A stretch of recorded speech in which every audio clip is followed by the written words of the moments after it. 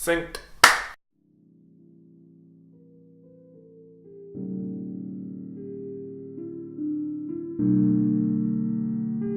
Okay, so in this series I'm going to be going through different kinds of activism that you can do to make a difference in the world. There are loads of different forms of vegan activism that you can do, so you're bound to find one that will fit your personality and your comfort zone. If you're like me and you think that being vegan is one of the best things that you ever did, I promise you that you will feel the same way about becoming a vegan activist. The kind of activism that we're going to be covering in this video is Anonymous for the Voiceless, aka Cube of Truth.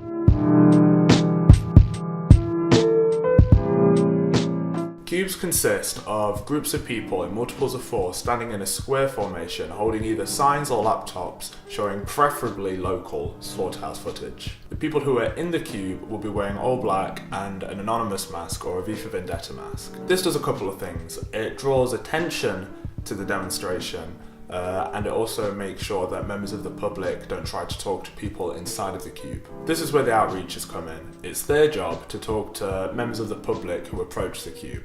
The footage is really useful for the outreachers because you're not going to get anybody using the humane slaughter excuse. There's a form of questioning often used by outreachers and it's really useful. It's called Socratic questioning and it was, of course, invented by Socrates. Socrates didn't want to tell his students what to think and so he would use lines of questioning to lead them to a conclusion. The most common example that I can think of is when a non-vegan would say, I think it's okay to kill them as long as it's done humanely. And then the outreach would reply, is there any humane way to kill somebody who doesn't want to die? This way the non-vegan will probably accept the conclusion that you're alluding to more readily than they would have if you had just said there's no humane way to kill someone who doesn't want to die. I'm alright at Socratic questioning. I've been told I'm good, but I get better every time I do it. I always learn something new.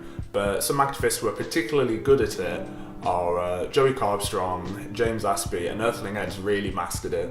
If an outreacher thinks that a conversation has gone particularly well, they'll hand the non-vegan a little card which has a bunch of resources on it for finding out more about veganism and some assistance in going vegan. You can find a Cube of Truth near you by searching on the Anonymous for the Voiceless website, and if there isn't one there are all of the resources that you will need to set one up in your area. Another very similar method of activism to Anonymous for the Voiceless is the Earthlings Experience. It's by a different organisation and the masks are a bit different, but it's a very similar concept. Whilst Earthlings Experience predates Anonymous for the Voiceless, Anonymous for the Voiceless is much more common and so you'll be a lot more likely to find one of those in your area.